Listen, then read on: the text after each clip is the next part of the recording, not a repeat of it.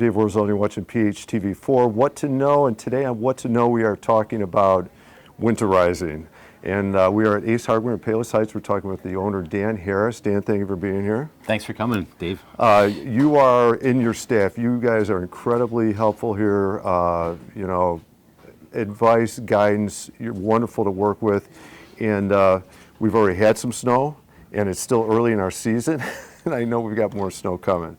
Definitely more to come, I know for sure. So then what I want to talk to you about is let's give some, what do people need to know to help deal for that next, heavy snowfall we get, or light snowfall, but snow is coming. And I'm going to start with the props we got in our hands. All right, we're showing them handles, but we have two different show snows. That's not quite a snow shovel though, is it? Well, it really is. It's more what they call a snow pusher.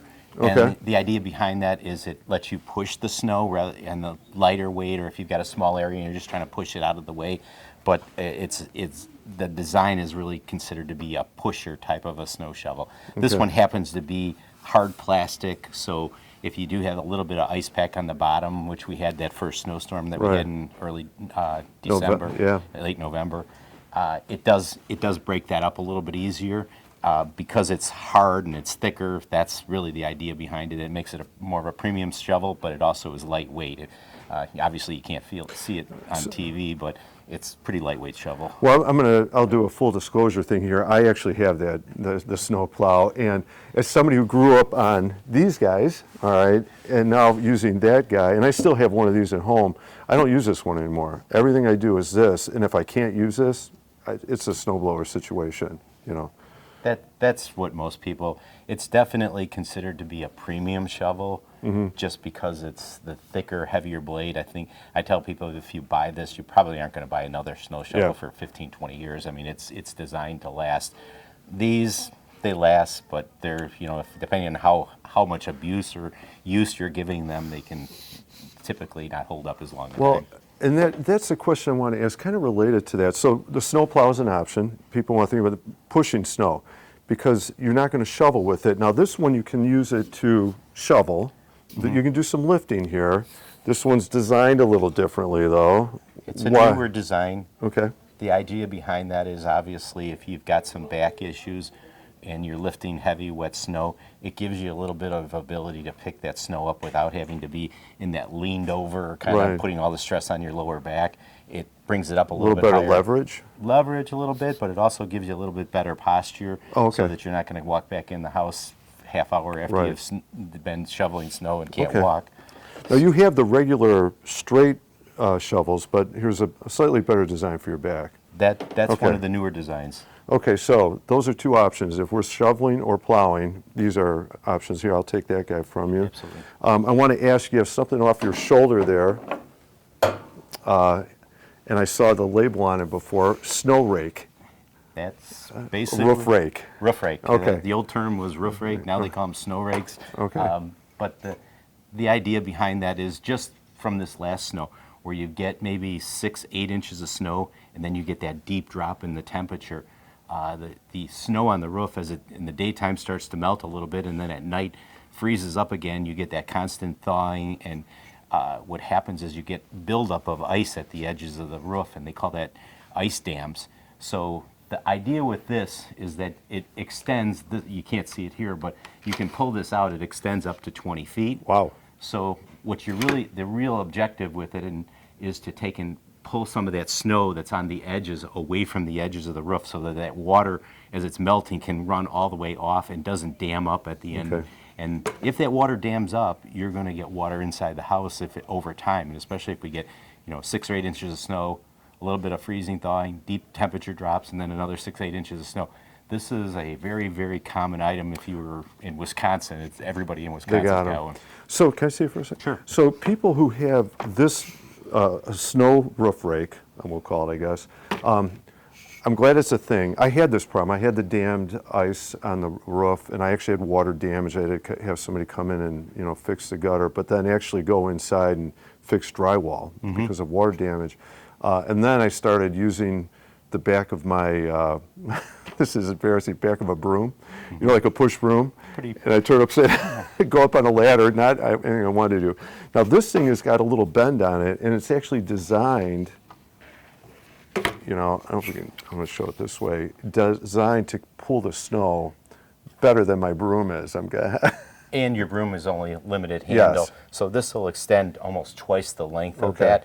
It's braced, so even if that snow is a little heavier, wetter, thicker snow at the ends, which it usually is, it'll still give you some ability. And the last thing you really want to be doing when it's icy and snowy outside Right. is getting up on a step ladder or anything else. This gives you the ability to almost do it right from the ground unless you're on a second story type of got a it. situation. Okay. I love this tool. All right, this is going to be on my, if I can survive this winter, great. If I need to get it now, I will, but otherwise it's on my Christmas wish list. That is a great tool. All right, so that's not, what else about if we're having the problem with ice on the roof? Well, I mean, there's a couple ways. First, you want to pull that snow away from it. The other thing that is available, and it's been around for a while, are roof melt tablets. And these are, they call them hockey pucks. They're about the size of a hockey puck. And it's a calcium chloride piece of puck. And what you do is it's meant to be thrown up on the roof. You can throw them up right near the edge, within a couple feet of the edge of the roof. And as that snow is melting, the calcium chloride is getting in the water and in some of the ice, so it's causing it to further melt and keep that flow of water open. And you know, that is really the idea, is to keep that water flowing, keep it away from building up and damming up. That thawing, freezing process is definitely not your friend Right. if you've got some ice buildup on the roof.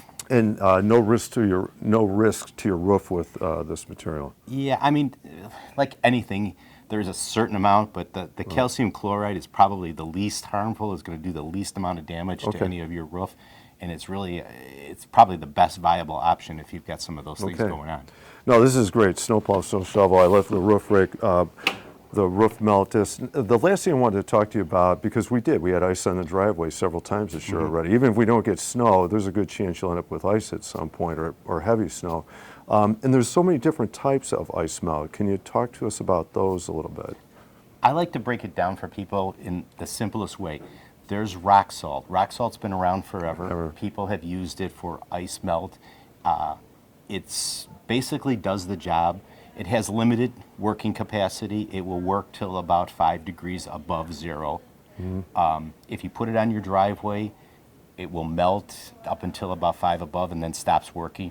The other side of the coin is that it's rock salt. Rock salt is typically very toxic to your grass, to your plants, or anything else. So if you notice, when a lot of times when the city comes around at the end of the springtime, you'll see along the edges of the street that it's all browned out. Yeah. That's from the salt buildup on there. So if you use salt, you're probably going to have some repair work to do in the springtime to get that grass back. It kills the grass at the edge. So what's my other option if I don't want to deal with the repair work? Well, we call it ice melt, and basically it's a chemical-based product. There's two different ones. There is potassium chloride, and then there's calcium chloride. Calcium chloride is the same thing as the tablets. The difference between them, really, they both will do the least amount of damage to the vegetation on your yard. One works to a deeper temperature. The calcium chloride, which is what the tablets are, work to the deepest temperature. The potassium chloride will stop working at about 15 to 20 below zero. Wow. So still pretty cool. You got a lot of range with it, Right.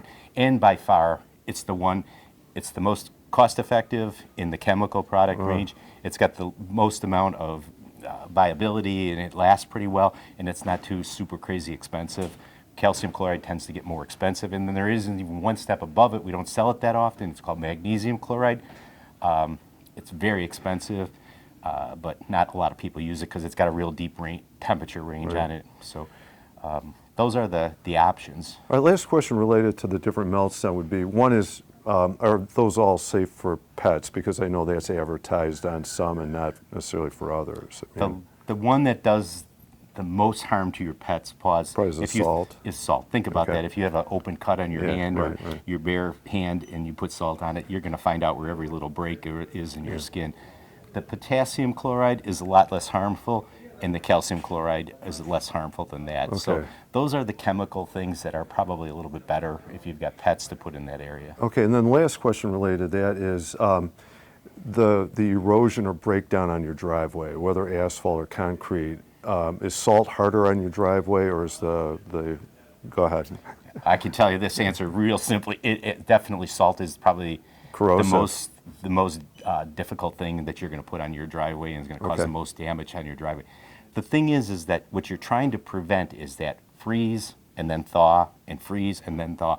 So if it works to a deeper temperature, it doesn't freeze and thaw all night long. At daytime, it's thawed out. Nighttime, it starts to freeze up again. That's what's causing all the damage to the concrete. Okay. So, like I said, salt stops working fairly high temperature, and because of that, that's where you get that freezing thawing cycle, and that's what's going to do the damage to your concrete, to a lot of the other things in that capacity, as Okay. well as.